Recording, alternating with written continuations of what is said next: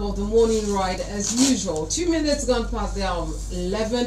Whenever you hear the sound, you already know that it's time to go back past with Patryk Edeke. Good morning once again to you. And my name is Sharon Mando. I welcome you to the program. I was about to introduce the man of the moment, the man that almost kicked us out of the studio a few minutes ago. But good morning to you, Mr. Patryk Edeke. Good morning, Sharon. It's nice to be in the studio with you. Did I almost kick you guys out of the studio? Yes, sir. Yes. During the melting point, you just opened the door and like, get out. Maybe I was being professional because, radio ethics, you said maybe 3 minutes to the hour, 5 minutes to the hour, you guys are supposed to like random. Yeah, we had a lot to talk about. I know that you have more to say. You're always having a whole lot to talk about. I'm excited. For those who have never met Sharon, Sharon is very beautiful. Thank you. The wholesaler can, lay credence to that. So if you just joining us, Still Memories 90.5 FM and 96.5 FM, sorry, and you're tuning to the birthday spirit. And you're tuning to Back Pass with Patryk Edeke. My name is Patryk Edeke. It's another favorable and beautiful Tuesday morning where we're going to be talking about a whole lot of things today. Like Sharon said, so many things to talk about, ranging from local to national to international. We will see how we can meander to sport. Yeah, into all those things around, because this is where you get that which you want to hear when it comes to entertainment, it comes to culture, it comes to radio ethics, infotainment, as it's being called these days. That's the dynamism involved with language these days. People coin words, and you can't really, because it's given. Yeah, it's given. Yeah, somebody just I was on the platform today, and somebody was talking about facts and fiction, and then he coined the word faction. But what happened is that there was no hyphen between the fact and the shun, and then because faction means something else entirely. It's actually English word. Yeah, so they had some intellectual engagement, and I was on the fence, like, okay, but I feel there should be an hyphen between the FAC fact and the shun, so that means that these are two words. It's more like if you don't get it, forget about it. I don't really talk about that. But again, they say that the author is dead, so it's left for whoever is reading to make a meaning from it. Sure. And that's a tough one. Remember, if you're just tuning in, still back past the Patryk Edeke of Memories 96.5 FM, your memorable station. Remember, this is a Tuesday edition, another Tuesday edition being May 14, 2024. You can call in at any time in this studio or this program, because it's supposed to be an interactive program. The numbers to call in, I'm going to open the phone line from the beginning so that you can engage, because something we're going to talk about is something that involves you engaging with us continuously as we continue going there. I'm not alone, I have a guest in the house, but I'm going to hold that a little bit before I let the cat out of the bag. I'll release the number that you can call in. Remember, you can be part of this conversation by dialing the number 080-3085-7755. I'm going to take that number again, but this time slowly. 080-3085-7755. Or alternatively, like I like to say, you could send us a WhatsApp message on 080-9066-6909. I'll take that again, please. 080-9066-6909. If you're on Facebook, our Facebook handle is very easy. It's Memories 965 FM. This program is particularly live stream, so you can drop your comments there, drop your message there. We will definitely look into them and see how we can get them involved in the ongoing conversation as we take up. I'm going to be your pilot for today. And don't worry, you're in safe town. So like I said, it's still back past with Patryk Edeke on Memories 96.5 FM. My name is Patryk Edeke. Like I said, I was going to let the cat out of the bag when it's time, and I think it's time. Before I do that, let me introduce you some a little bit montage of what we're going to talk about. Like, if you look at Akwa Ibom State the way it is, most of the serene landscape of Akwa Ibom State is domiciled in what is referred as the Oron Nation. The Oron local government, Okobo local government, Mbo local government, Refo local government, Adoro local government, respectively. And this is not out of place to say, because of the serenity that surrounds the coastal area and the good people there. But recently, there's a sinister shadow that looms as kidnapping shattered the tranquility of this serene landscape, particularly in our local government area and Mbo and Okobo recently. And the families are now living in fear Communities is gripped by uncertainty. So this once peaceful area right now is no longer as peaceful as it's expected. So we have a pocket of this insecurity issue, raging along this coastal area, and for those who are into business around there, and those inhabitants of that area right now are not finding the solace they are supposed to have found. I'm not alone in the house today. I've got somebody who's going to be talking about this extensively because of the knowledge of the area that it has. He is the South Financial Secretary of the Pentecostal Fellowship of Nigeria, so he is the clergy. He's also the Director of Media and Publicity, the Pentecostal Fellowship of Nigeria, Akwa Ibom State.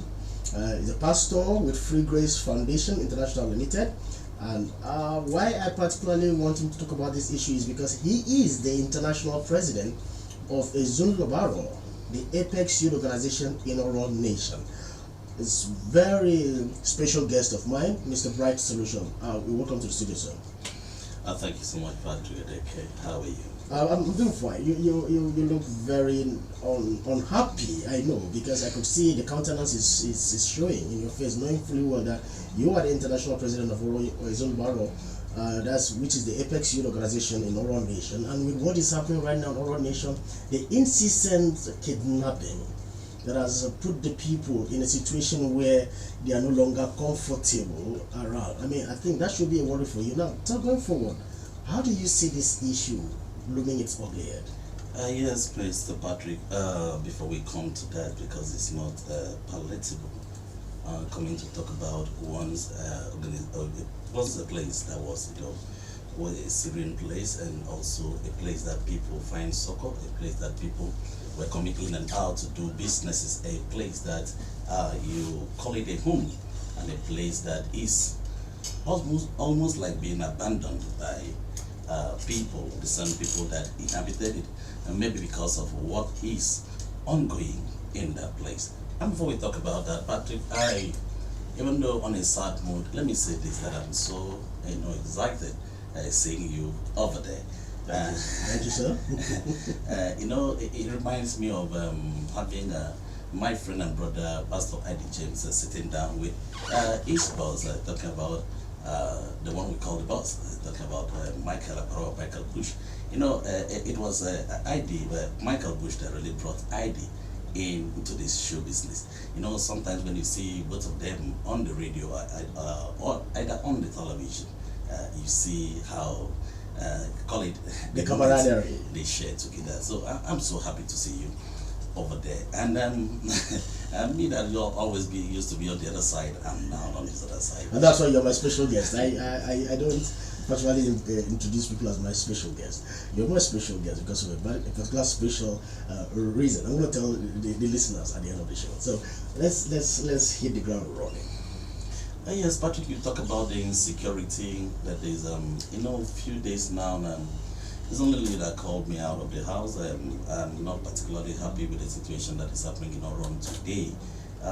Kidnapping here and there, pockets of insecurity, call it, or whatever you may call it, but it is not, looking at that place now, sometimes the people, our elders, the people, the businessmen, that normally stays there, do want to build one or two businesses together, are now thinking of relocating and leaving the place, abandoning the place like that.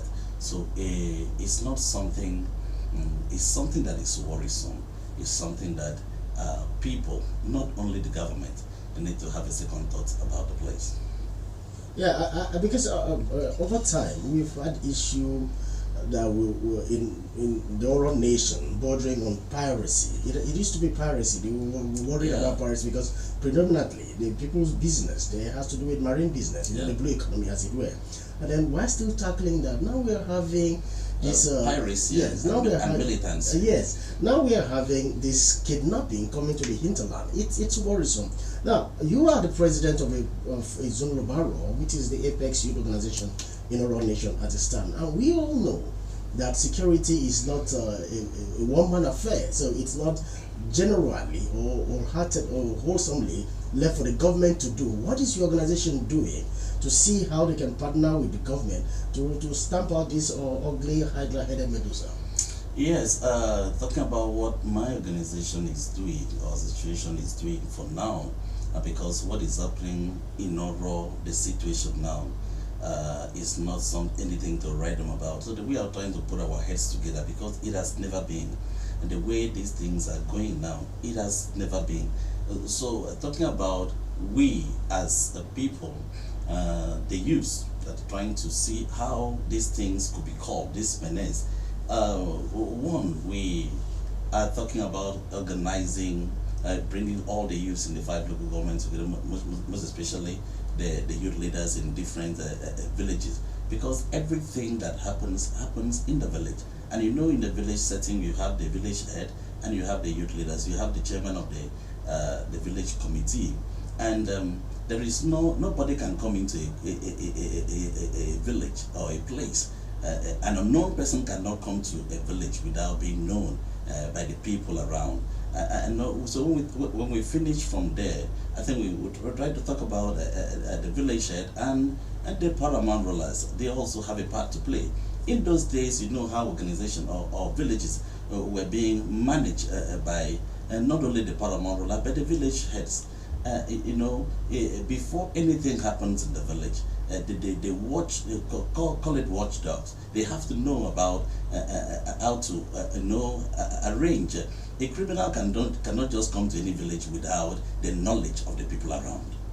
So when we throw the line and finish with the paramount rulers, because even the paramount rulers, they themselves are not safe. They themselves are not safe. Talking about the paramount rulers, I remember once or twice, the paramount ruler of Okobo was almost kidnapped. And if a place, if the custodian of the place is being hijacked by hoodlums, who then is solved? Then when you leave the paramount ruler, you now come to thank God for the government who have appointed. In each local government, they have the heads, and these heads are the security people that manage the place. The head of the local government is the security person of that local government. Now, thank God for the governor who came and who told us that every local government chairman must live in the local government where he presides over. So when we have local government chairmen who are not living in the local government where they preside over, what do you think will happen? It's like having a house. It's like building a house and we are not living there. So you are not exposing the house to so many things to happen.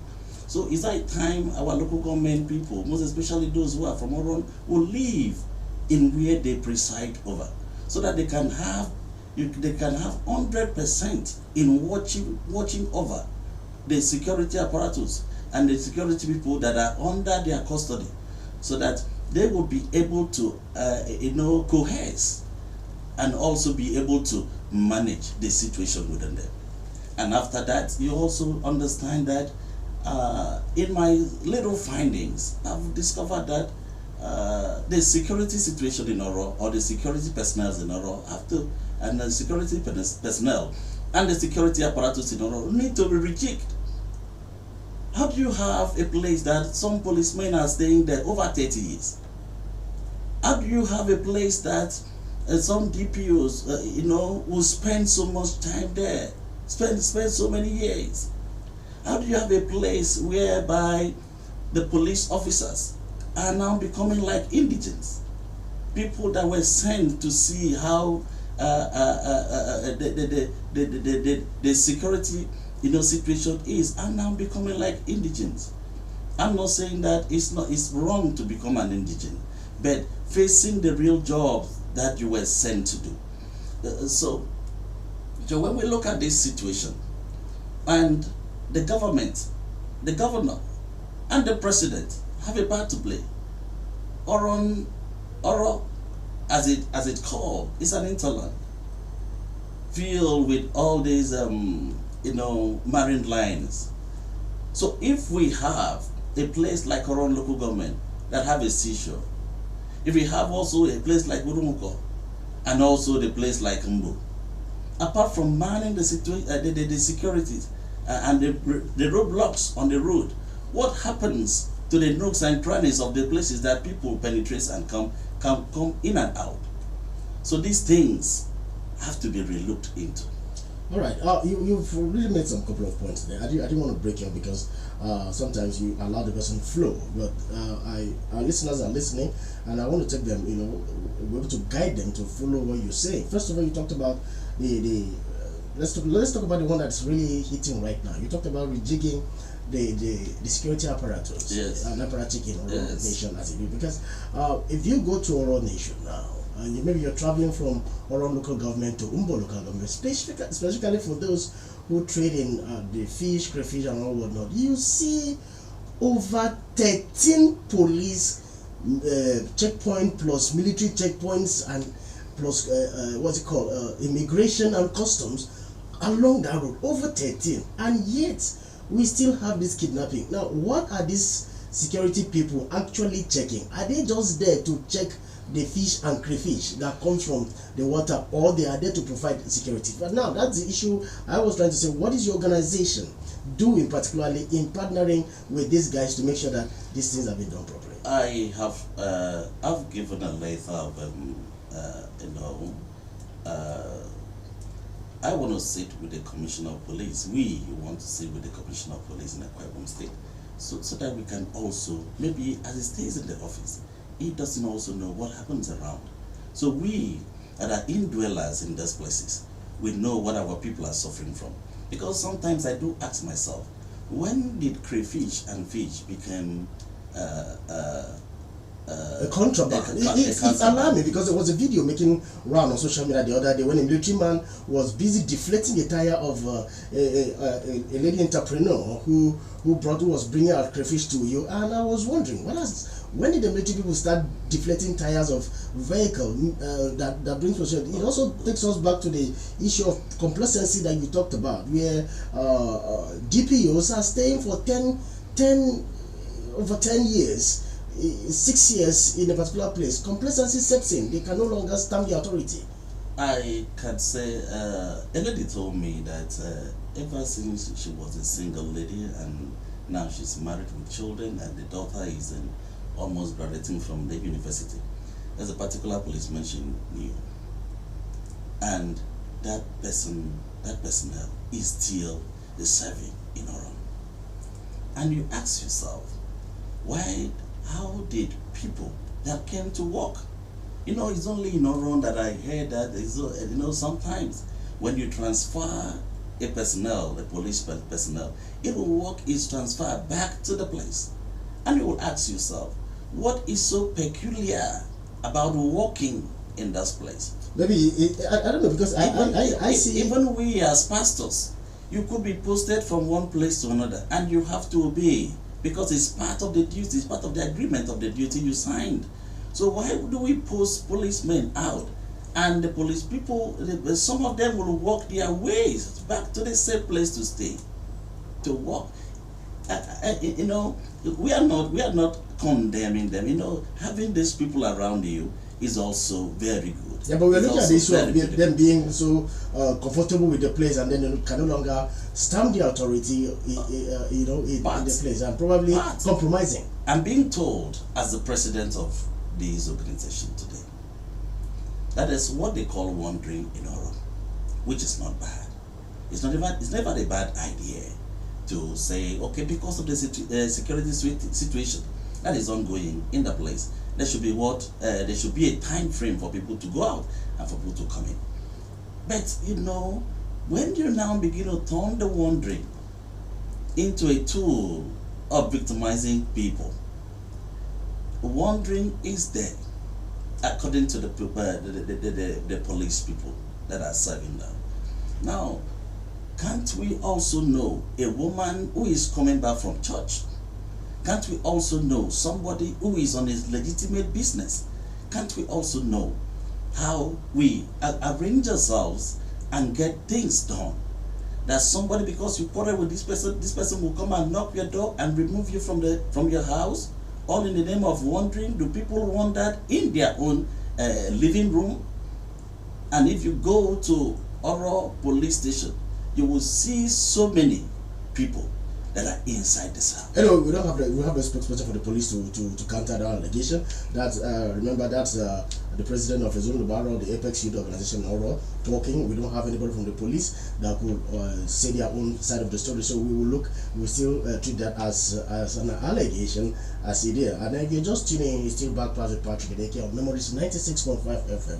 Remember, you can be part of this conversation where you dial in the number 080-3085-7755, or alternatively, you can send us a WhatsApp message on 080-9066-6909. This program is being live streamed on our Facebook handle, Memories 965 FM. We're talking about the security situation in our nation as it were, especially when it has to do with the recent incessant kidnapping of people in order, and we're looking at the major issues that might have given rise to that. And now coming back to the issue of local government chairmen not staying in their domain as the government excellency have asked them to stay. Now, are you saying that the fact that, because I'm going to quote you here now, I'm going to try and paraphrase you here now, that if the 5 local government chairmen were resident in the local government, in their respective local government, that this situation would not have been like this? Is that what you're saying? Yes, I believe, because what I'm saying so is that, but when you leave your house for a while, you leave your house for 2 or 3 days and you come back, anything can happen to your house, even your room. So if you stay in your house consistently, anybody that comes around will know that somebody is in that house. And if you bring that into the situation in each local government, do you know if you know also that each local government chairman is entitled to security personnel? That's correct. If not 1 or 2. Now, if we have like 5, for instance, we have like 5 personnels in each local government, and you bring back 2 and add, how many would that be? That's right. That becomes 7. Yes. And you also know that for a chairman to stay in his own local government, you know what it means. The boys will rally around him, the people will rally around her, and you know certain things are bound to happen. Away from that, the security personnel there would also know that our chairman is staying within us. The chief security is around, and we have we have every available right and everything to make sure that he or she is being saved, and vis-a-vis the entire community. So when they leave and stay somewhere and become visitors to the place they were supposed to superintend, Patryk, I know, without being told, anything can happen. Well, that's really dangerous, because at this point, if the economic situation in Oro is being hampered by this incessant insecurity that is actually raving around, raising the community as it were, it will also vis-a-vis affect the IGP and GDP of the state. Now, going forward, there's the neighborhood watch. I'm going to put this is going to be a double-pronged question to you right now. His Excellency the Governor of Kwara State has instituted the neighborhood watch that has been launched in the local government as it were. Now, with what is happening around the nation, where do you think the local government chairman, 5 of them, if they could put their acts together and then go to His Excellency and have that the next state of launching should be there? Because looking at the cosmopolitan nature of Oro and the business that goes on there, don't you think this would have been a move in the right direction? Patryk, you have even borrowed words from me, because I have also feel that the 5 people we have, those 5 friends of ours that we have, they should always be, putting their heads together. They should always have heads together to see how they can come out with, let me not say lasting solution, but how to ameliorate this situation. If the 5 of them comes together and say, this thing that is happening, we don't want to tolerate it any longer, and thereby, moving ahead.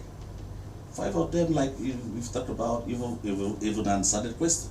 Because if they meet the governor and say, this is the situation with us, the governor, a peace-loving governor that we know, will do something about it.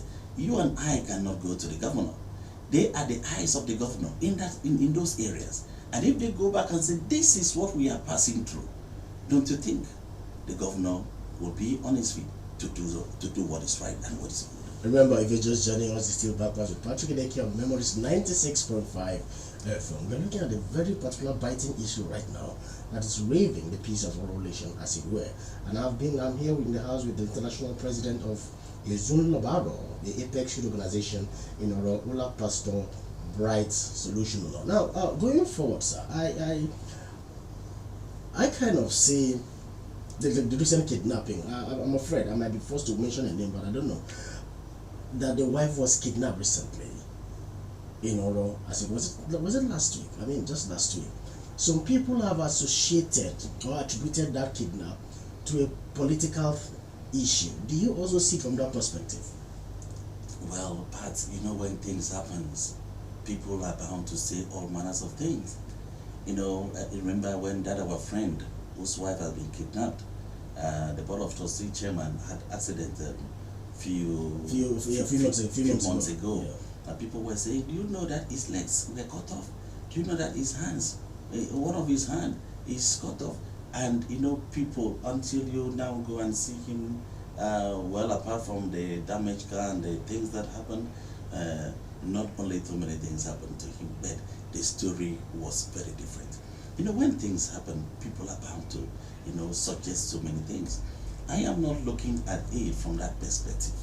Men can look at it because of politics, because of political this and that. This is why this is happening. Because when people are saying this, I want to play the devil's advocate here. If we look at the personalities that have been kidnapped over time, even though some of them have been released, you will see like the political leader of a local government area was kidnapped at some point. I don't want to mention the name. The High Court judge was also kidnapped along Government Road, and there's a medical doctor that was kidnapped as well recently, and then there's that one is still there. He's still there. Yes, he's still there. A former senator was kidnapped as well. Now this man's wife is also kidnapped. These are the ones that are even reported. They are the ones unreported, as it were. So that is what I wanted to say. The kidnapping spray is cutting across all categories of people. And then you see why the question is this: who is now safe in Oro as it is? If a High Court judge that has all the government paraphernalia with her, talking about the car, talking about the driver, talking about even the policeman that was shot dead, was not safe. But do you think that anybody is safe in that place? And the worst scenario is having a place like that you call your home, your ancestral lineage, your ancestral home, and the people that were supposed to stay are now living, relocating from that place to another. It's not becoming healthy. It's not a good thing to talk about. When your place is not, when your house is no longer safe for you to live. So nobody can actually say I am safe in this place. But as the president, as the international president of Ezon Barrow, which is the Apex Youth Organization of our nation, at this point, what is your organization doing to compel the transition chairman? Because allegedly, you've from your body language and your speech so far, it has indicted this local government chairman of not actually residing in their area of jurisdiction, if I might use that word, where they govern. So what is your organization doing at this point? Because being the Apex Youth Organization, and you as the leader, who is the international president, what is your organization doing to compel this local government chairman to reside in their local government, yes, as directed by His Excellency the Executive Governor? We have tried to have audience with them ever since I came in. Maybe they are too busy to sit down with us. So how can they be too busy when the insecurity situation in the place they govern? It's not something to write them about, and nothing actually thrives where there is insecurity issues. Well, beautiful enough, all of them are our friends. All of them are our brothers. So there is none of them that we know our path have not crossed. You know, so having them there is a good thing for them. It's a good thing for us. It's a good thing for the youth. And talking about it, almost all of them are members of these organizations. Yes, that, I was going to bring that up because virtually all the local government chairmen, members, vibrant youths yes, in our nation who are also members of Ezun Labaro. So, what are you doing as the president? And most of them are doing very well, even as they stay so distant from their community. They are doing very well. I commend them. But we maybe because, like I said before, because of their busy schedule, we have not been able to interface, meet one-on-one to discuss issues, which I know one of these days that will be done. But I'm looking at it particular because anything that has to do with security is a sensitive issue, and it must be given utmost importance. It should be at the apex of any scale of preference that any administrator should look at. So if you are saying that this local government chairman, because of their busy schedule, are not able to meet with the international youth president of Ezun Labaro, which is the apex youth organization around the nation, does it not show that they are treating these insecurity issues with kid gloves? Well, but like I said before, that is issue for another day. Maybe when we meet, we'll be able to tell ourselves how to handle certain things. Sometimes security issues are not discussed. Yeah, yes, I know. I'm not asking you to break down the security network as what you intend to do, but I mean, these are issues that the people need to get to know, because there are people who cannot relocate from Oro as it were. For the singular fact that some of us have the privilege of not living in Oro, some people don't have that privilege of relocating, and they are faced with this terrible situation on a daily basis. So if they did not see the kind of hope that is expected from their leaders, as it were, it cuts a very crestfallen kind of situation in Oro right now. So the people need to know that these local government chairmen are up and doing, and if they can, that's like you said something here that no stranger comes into the community to create havoc without the collaboration of the locals. Yes. That is a very strong indictment on the locals, as it were. And it boils down to the fact that if the local government chairman do not find it necessary or do not deem it that important to sit with the international president of the apex youth organization in Oro to discuss the security issue, doesn't it shows that they are actually treating this issue with kid gloves? I'm not saying that they don't want to sit down with us to discuss, because that ideas and knowledge are very broad, and we need contribution of ideas to handle situations. Maybe when they didn't fit for us to meet, we will sit at the round table and talk about how we can handle, because they may know certain things. There are also certain things we know. There's also many things other security agents around us also know, which have whispered to us in one way or the other. And when we meet, we'll be able to, put our heads together to see how these things can be done. And by that time, the result we will see will be that these things have been curtailed or curbed, if not being brought to the barest minimum. Okay, remember, if you're just tuning in, this is still Back Pass with Patryk Edeke on Memories 96.5 FM, always a memory station. I'm still talking to Mr. Ula Pastor Bright Solution, who is the international president of Ezun Labaro, the apex youth organization in our own nation. Remember, you can be part of this conversation when you're dialing the number 080-30-857755. Alternatively, you could send us a WhatsApp message on 080-90666909. This program is streamed live on our Facebook handle, Memories 965 FM. Drop your comments there and your contribution as we go on. Now we're talking about the terrible situation of insecurity that is rocking the oral nation, as it were, particularly focusing on the spate of incessant kidnapping that has rocked the place. In fact, as we speak right now, one of the major leaders of Oro has his wife kidnapped, still in the custody of the kidnappers. There's a doctor who is yet to be released as we are still talking about it. Now, I was going to talk about the issue of collaborating with the youth body, as it were. You being the international president of Ezun Labaro, which is the apex youth organization of Oro Nation, have you reached out to the special assistant to the governor on youth mobilization Oro Federal Constituency, as it were, Ulap Mr. Goswell. Yeah, we are talking, and also to know what we are going to do, both of us, how we can liaise together to see how we can start from somewhere. Because like I told you, when you look at Oro as it is today, there are so many things that are good about the place. I mean, the formidable aspect of all the youth bodies that are running side by side with their counterparts.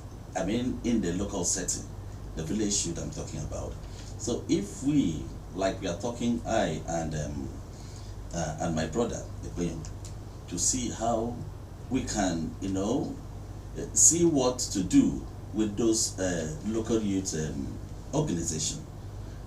If we are able to bring them up to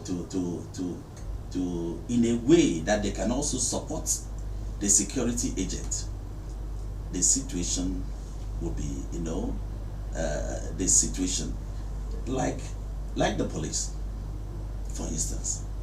The policeman may never know every place in your community, even though he's a security agent. Now, these ones that have stayed for over 7-8 years now, they should know all the nooks and crannies of the place right now, as it were. So most of them may never know, but if they collaborate with other youth organizations within the locality, many of these things will be. In Oro, you have so many openings into the seashore, and those places have all this youth body. Who knows who is a stranger among them? The policeman may not know who is a stranger, but the people, the indwellers of the communities, they know who is a stranger among them, and all those people who always use their road. Strange cars that comes in, strange movement that comes in daily. So they will be able to, have this and be able to tip the security people for action. All right, you are the president of Oro, the Apex Youth Organization Oro Nation, but there is a superior body which is called the Oro Union. Now that oversees virtually all the activities that has to do or speaks for the Oro people, as it were, officially and otherwise. Now my question here is this: with what is happening so far so good, have you had? It's a double-pronged question. I would have wanted to ask you, what is the Oro Union doing? But since you are not you don't represent the Oro Union, as it were, I'm going to still ask you this: have you had any session with the President General of Oro Union to see or discuss this issue extensively, as it's supposed to be? Because you are the president of the Apex Youth Body in Oro Nation, and I know that the Oro Union have the Oro Union Youth Wing, as it were. But being the Apex Youth Organization in Oro Nation is Zundabarov, and you as the president, have you had this a parley with the President General of Oro Union to discuss this issue intensively?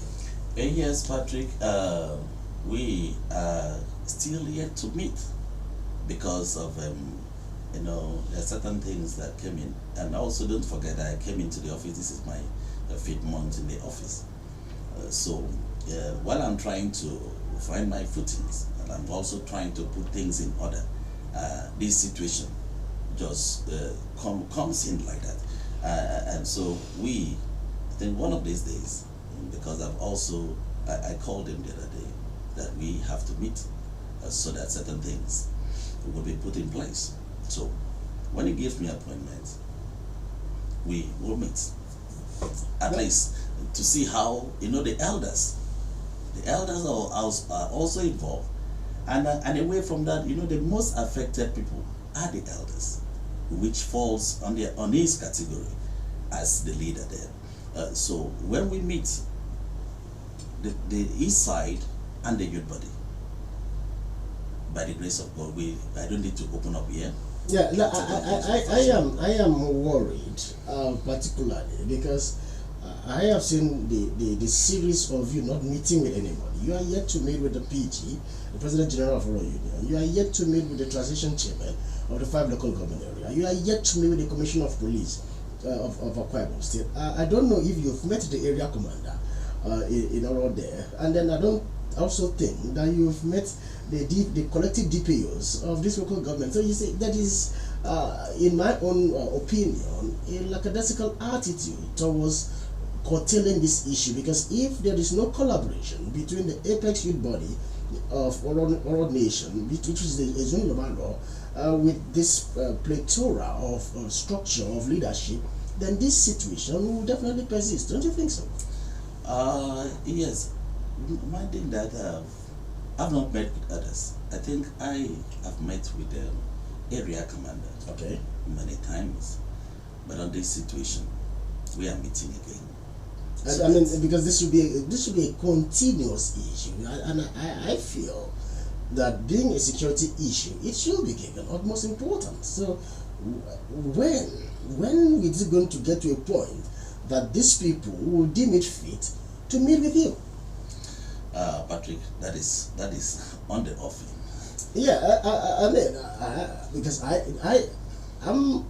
think I might be biased at this particular point, because I come from Mumbo local government area, and this thing happens there, and I go to my village virtually all the time.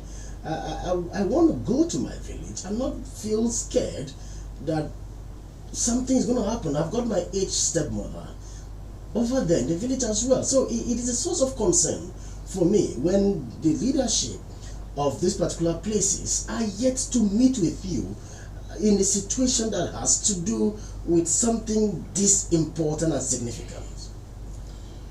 Patrick, we are going to meet. Okay, if you see. And when we meet, we will start seeing the results. Because the little we know, when they add up to what they know, the situation will be calm. Okay, if you say so, I'm going to take your word for it, because I mean, for the apex body of the apex youth organization, in order to have started with the responsibility of being their president, I think they've got a whole lot of confidence in you that you're going to do the right thing. I just feel that at this point it should have been quicker than this, or maybe are they waiting for another one to happen before they feel they deem it fit to meet with you? That being said, I'm also concerned with all the security, police and military roadblocks in Oro, as it were. Why is this thing still subsisting?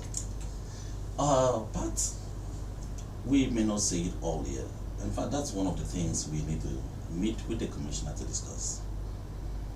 And sometimes you only see those things on a Sunday and Wednesday. The market days. When it is market days. And that's why I asked that question. When did crayfish and fish and other seafoods became contraband goods? You know, you will see more than 15 roadblocks. More than 50. When you get into you will not see one. From Okobo, once you get from Okobo to through Oro local government, through Oronko local government, to Umbo local government, you are heading to Ibaga. You see over 15 police and military checkpoints. And then for every of these checkpoints, these drivers are allegedly asked to pass with something which ultimately puts a strain on the price of these goods as it comes out.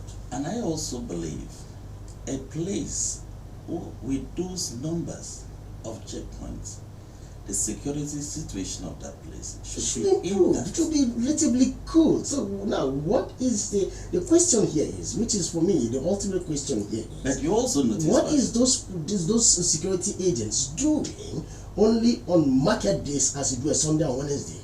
And that's something that they need to answer from us. But you also understand that these pirates, these militants, these kidnappers do not ply the roads when they pick their victims. Sometimes they go to the waterways, and that is why the marine police should wake up to their responsibility. But before they get to the waterways, you don't have waters crisscrossing the city, or the, as it were. They also take the road to head into where the beaches are. So in where they maneuvered, like, okay, these people, okay, the last person we got to know, the woman, the leader's wife that has been kidnapped, she was not kidnapped at the waterfront. The doctor wasn't kidnapped at the waterfront, as it were. And we also know even the judge, the High Court judge that was kidnapped some months ago, was not kidnapped at the waterfront. So they still ply the road. So my question is, if we have this plethora of security agents manning these roads, how come these people still find a way of maneuvering and meander their way through till they get to the allegedly waterways you're talking about? That is why I'm yet to understand, while thanking the governor for beginning to, have buying e-logs for the police. Yes, the governor has made available Toyota Hiluxes for the police. The governor has bought gun boots even for the marine, for marine checkpoints, and even the governor had appointed a special assistant on marine security in order, as it were. So that brings me to the question: have you met with the special assistant to the governor on marine security? Pat, have you met with this? Have you met with this? Have you met with this? It's all your question. When that time comes, we will meet to streamline things. I hope you guys meet sooner than later. Now going forward, because this is something I'm not asking you to, because I know as the president, as the international president of the Zone, you also have your security briefing as it were, and I'm not asking you to open up on what you intend to do, but again, you also have to instill the hope in the people, because for the people to have overwhelmingly given you that mandate and stand behind you, it's because they have confidence in what you're able to do, and so their hope at any point must not be seen to wither or dwindle by the action or inaction of their leadership at where. Now going forward, what do you suggest? I'm not except this is going to go against your security briefing. What do you suggest should be done in the near future, the low-hanging fruit, to curtail these issues? Thank you, Patrick. Just like you said, those people pick their victims on the land and they take the waterways back. And if we discover that this is what happens, those routes of theirs, the routes they normally use from this side of Oro, from this side of Oromoko, in this other side of Okobo, I will want the security agents to mount their roadblocks on those routes. I think that is the best place to even mount the roadblocks. Those routes into the waterways, those routes they normally take from Inumbo, Urumuko, Oro, and Okobo. I want to plead with the Commissioner of Police in Akwa State that is the right place, that we need these roadblocks, so that when they know that their hideouts or these places have been blocked, they are coming in and out will be, will not be possible. And that's one of the ways I think we can have safety and we can be safe. Okay. And also, apart from the Commissioner of Police, which I'm pleading with now, the governor, as the Chief Security Officer of the state, His Excellency, the peaceful governor, the listening governor, also have something to do. I also believe one of the reasons why we are having this so much around us there is because let me put it this way, maybe most of those people that have been driven out from the Cross River, what the new governor, the governor of Cross River is doing, it's a shoot aside and giving the police those action words. When you get them, shoot aside. I think the governor he has our father. He has a lot of things to do. to to also encourage these security officers so that they can work effectively. I heard there was a bomb blast in Calabar, in the Cross River, in their hideouts, and those things are pushing them into this other side of the creek, and they are coming to endanger us. And also, I'm also pleading with our people, our youths, because nobody can enter any community without being led by the people of that community. I'm pleading with our youths. When you drive all your elders away from the community, how do you feel the community will look like having you alone there? So our youth should also be up and doing. Forget this bread of today. Let's focus on the bread that will last, not just of today. When we bring these people and they destroy everything our forefathers have given to us, where do you think you also will stay? So the issue is, please stop bringing this alien into the community. Stop giving them a leeway into the community, and this also will help us to live peaceably. Thank you so much, Pastor Bright Solution. I think His Excellency the Governor of Akwa Ibom State is doing considerably well in checkmating the excesses of this security problem. But he recently had given out patrol vehicles to security operatives. Before then, he had bought some gunboats. The way also for gunboats for local. But do we also have those? I know he's just beginning to buy. Yes. That's why that's why I thank him. Since the days of Governor Ababi, the first time we are having this ILOS for the police. Yes, and he's setting up the neighborhood watch, and I think the idea of having the transition chairman stay in the locality was also to checkmate the security. We don't have any time right now. Do we have those ILOS gone across the 5 we police stations? We wish we had all the time to talk about this. The international president of the Apex Youth Organization in our nation, which is the Zunubaro Ola Pastor Bright Solution. We thank you so much for availing us your time. I've made your tight schedule to be here. And like I would like to say, Pastor Bright Solution is my Oga in this in this industry. It's a wrap on Backpass with Patryk Edeke on Memories 96.5 FM. My name is Patryk Edeke. This is another time that we'll call it curtains until we come your way next Tuesday with another exciting aspect of this program. Until then, I'll use my remaining time to the delectable Sharon Mando. Thank you very much, Mr. Patryk. That was totally insightful, oral, and I saw how emotional, passionate you were, because I could understand. Proud oral man. The thing is this. I've got my family over there, and I go there consistently.